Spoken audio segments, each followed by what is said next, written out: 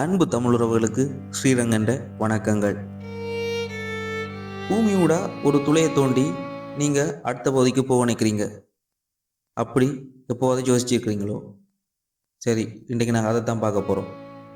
வட துருவத்திலிருந்து தென் துருவத்துக்கு செல்ல மிக குறுகிய வழி என்னென்று நான் உங்களுக்கு கேட்குறேன். உங்களோட பதில் என்னவா இருக்கலாம்? ஒன்றில் விமானத்தில் போகலாம் அல்லது கப்பலில் போகலாம். நான் என்ன சொல்ல போகிறேன்டா, பூமியோட நேராக ஒரு துளையை தோண்டி அங்கால போன இது கேட்க ஒரு சுவாரஸ்யமான விஷயமா இருக்கு. ஆனால் உண்மையில் இது ஒரு மரண பயணம்ண்டா நம்புவீங்களோ? வாங்க இந்த ஆபத்தான பயணத்தை விஞ்ஞான ரீதியாக ஆராய்வோம். இப்போ நீங்கள் கற்பனை பண்ணணும், நீங்கள் ஒரு சூப்பர் பவர் கொண்ட ட்ரில்லிங் மிஷினில் இருக்கிறீங்க. பூமியின் ஒரு பக்கத்தில் இருந்து மறுபக்கம் போக தயாராக இருக்கிறீங்க. ஆரம்பத்தில் இது திருளாத்தான் இருக்கும். அதிவேகமாக கீழே விழுற மாதிரி தான் இருக்கும். இந்த தோண்ட தோண்ட அதிவேகமாக கீழே போகிற மாதிரி இருக்கும். ஆனால் சில கிலோமீட்டர் கீழே போகணுன்னு உங்களுக்கு உயிர் போகிற அளவுக்கு அச்சமாக தெரியும். ஏனெண்டா பூமி ஒரு சாதாரண மண்ணுருண்டை இல்லை, அது பல கொடூரமான அடுக்குகளால் ஆன. நாங்கள் முதல்ல சந்திக்கிறது புவி மேலோடு, அதாவது கிரஸ்ட். இதுதான் நாங்கள் வாழ்கிற பகுதி. இது இந்த தடிமன் கிட்டத்தட்ட 96.5 கிலோமீட்டர், கிட்டத்தட்ட 100 கிலோமீட்டர் வை.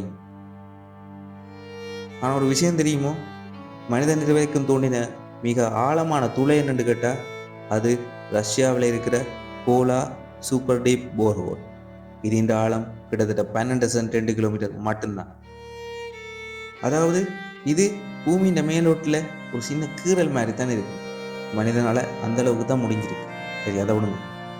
இங்கே இருக்கிற அமுக்கம் கடல் மட்டத்தை விட 4000 மடங்கு அதிகம். வெப்பநிலை ஸ்டீலை உருக்குற அளவு இருக்கு. சரி, மேலோட்டை தாண்டிட்டீங்க. இப்போ வாரது மேண்டில். கிட்டத்தட்ட 2800 கிலோமீட்டர் தடிமன் கொண்டது தான் இந்த மேண்டில். இங்கே பாறையெல்லாம் உருகி இருக்கு. இங்கே தான் நாங்கள் கதைக்கிற புவித்தட்டுக்கள், அதாவது நகர்ற புவித்தட்டுக்கள் இருக்கும்.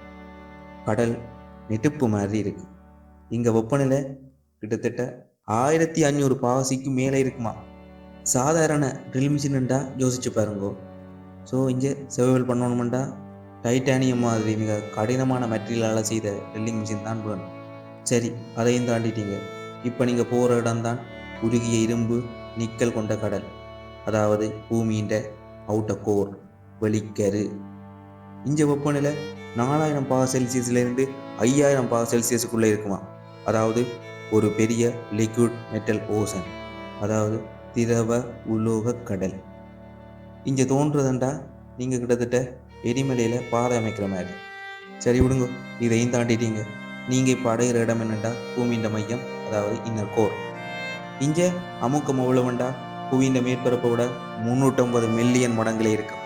வெப்பநிலை அதிகமாக இருந்தாலும் இங்கே இருக்கிற பயங்கர அமுக்கத்தால் இரும்பு நிக்கல் போன்ற உலோகங்கள் திரவ நிலையில் திண்ம நிலையில் தான் இருக்கும். ஸோ இந்த திண்மத்தை ட்ரில் பண்ணுற அளவு ட்ரில்லிங் பிட் இருக்காது. ஸோ ட்ரில் பண்ண முடியாது.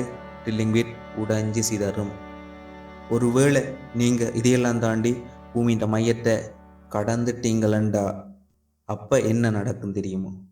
புவியீர்ப்பு விசை உங்களை மீண்டும் நீங்கள் வந்த பக்கம் இழுக்க ஆரம்பிக்கும். மையத்தை கடந்தோன்னே கீழே விழுகிற மாதிரி இருந்த உங்களுக்கு மேலே ஏறுற மாதிரி தோணும். ஆயிரக்கணக்கான மைல்கள் பயணம் செய்து நீங்கள் மறுபுறம் வந்தாலும் நீங்கள் வெளியில் வாரது ஒரு நாட்டிலே இருக்கலாம், ஒரு நகரத்தில் இருக்கலாம். ஆனால் பெரும்பாலும் கடலுக்குள்ளேயா தான் இருக்கும். ஏனெண்டா பூமியின் மேற்பரப்பின் பெரும்பகுதி நீரால் தான் மூடப்பட்டிருக்கு. ஸோ கடலுக்குள்ளாலேருந்து தான் வருவீங்க. அதாவது மனிதனாக போன நீங்கள் மீன்களோட நீந்தி வெளியே வரும். இப்போ சொல்லுங்க, இவ்வளவு ஆபத்தான பயணம் தேவையோ? நீங்கள் பூமியை துளைச்சி போக முயற்சி செய்வீங்களோ? சத்தியமாக முடியாதுன்னு தான் நான் சொல்லுவேன். அப்படி நினைச்சும் பார்க்கலாது. இந்த வீடியோவை பார்த்ததே போதுமென்று சந்தோஷப்படுங்க. இந்த வீடியோவை பற்றி உங்களுக்கு என்ன தோணுதுன்ட்டு கமெண்ட் செக்ஷனில் சொல்லுங்க. மீண்டும் சந்திப்போம். நான் உங்களோட ஸ்ரீரங்கன். நன்றிகள்.